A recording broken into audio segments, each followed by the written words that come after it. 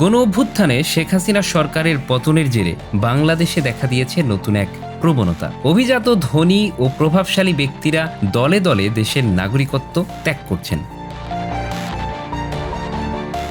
স্বরাষ্ট্র মন্ত্রণালয়ের তথ্য বলছে, অভ্যুত্থান পরবর্তী 4 মাসে বাংলাদেশের নাগরিকত্ব পরিত্যাগের সংখ্যা বেড়ে দাঁড়িয়েছে আগের 4 মাসের তুলনায় দ্বিগুণেরও বেশিতে। গত বছরের এপ্রিল থেকে জুলাই পর্যন্ত 4 মাসে 99 জন নাগরিকত্ব ত্যাগ করেছিল। অভ্যুত্থানের পর আগস্ট থেকে নভেম্বর পর্যন্ত এই সংখ্যা 207 জন হয়েছে। স্বরাষ্ট্র মন্ত্রণালয় জানিয়েছে, প্রবাসী বাংলাদেশিদের কাছ থেকে তারা নিয়মিত নাগরিকত্ব ত্যাগের আবেদন পাচ্ছেন। প্রতিটি আবেদন যথাযথ যাচাই বাছাই করা হয়। প্রাপ্ত তথ্যে দেখা যাচ্ছে, নাগরিকত্ব ত্যাগকারীদের মধ্যে 70% ইউরোপের বিভিন্ন দেশের নতুন নাগরিকত্ব গ্রহণ করেছেন।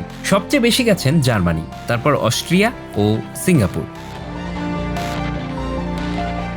এর মধ্যে জার্মানিতে 132 জন, অস্ট্রিয়ায় 45 জন, চীনে 14 জন, সিঙ্গাপুরে 4 জন, ভারতে 2 জন নাগরিকত্বের অনুকূলে বাংলাদেশি নাগরিকত্ব পরিত্যাগ করেছেন।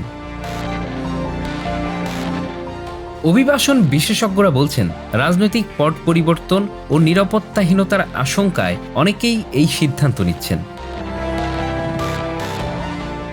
তবে শুধু নিরাপত্তার কারণে নয়, অর্থ পাচার সহ নানা অনিয়মে অভিযুক্ত ব্যক্তিরাও বিচার এড়াতে নাগরিকত্ব ত্যাগ করছেন বলে ধারণা করা হচ্ছে। সামিট গ্রুপের চেয়ারম্যান আজিজ খান ও এস আলম গ্রুপের প্রতিষ্ঠাতা সাইফুল আলম মাসুদের মতো প্রভাবশালীরা ইতিমধ্যেই বাংলাদেশি নাগরিকত্ব ছেড়ে সিঙ্গাপুরের নাগরিকত্ব নিয়েছেন। এরা দুজনই বিগত আওয়ামী লীগ সরকারের ঘনিষ্ঠ হিসেবে পরিচিত। টিআইবি বলছে, অনেকের বিরুদ্ধে বিচার প্রক্রিয়া চলমান, তাই তারা নাগরিকত্ব ত্যাগ করে নিরাপদে থাকতে চাইছেন, যাতে করে বাংলাদেশের কোনো ধরনের সমস্যায় পড়তে না হয়। বাংলাদেশের নাগরিক না হলে তাদের দেশে ফিরিয়ে আনা বা বিচারের মুখোমুখি করা একটু কঠিন এবং লম্বা প্রক্রিয়া।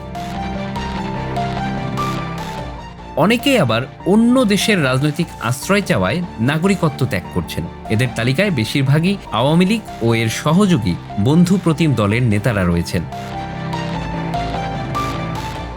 বিশেষজ্ঞদের মতে, রাজনৈতিক অস্থিরতা, দুর্নীতি ও বিদেশে বিনিয়োগের সুযোগের কারণে বাংলাদেশের সামর্থ্যবান ব্যক্তিদের মধ্যে নাগরিকত্ব ত্যাগের প্রবণতা বাড়ছে।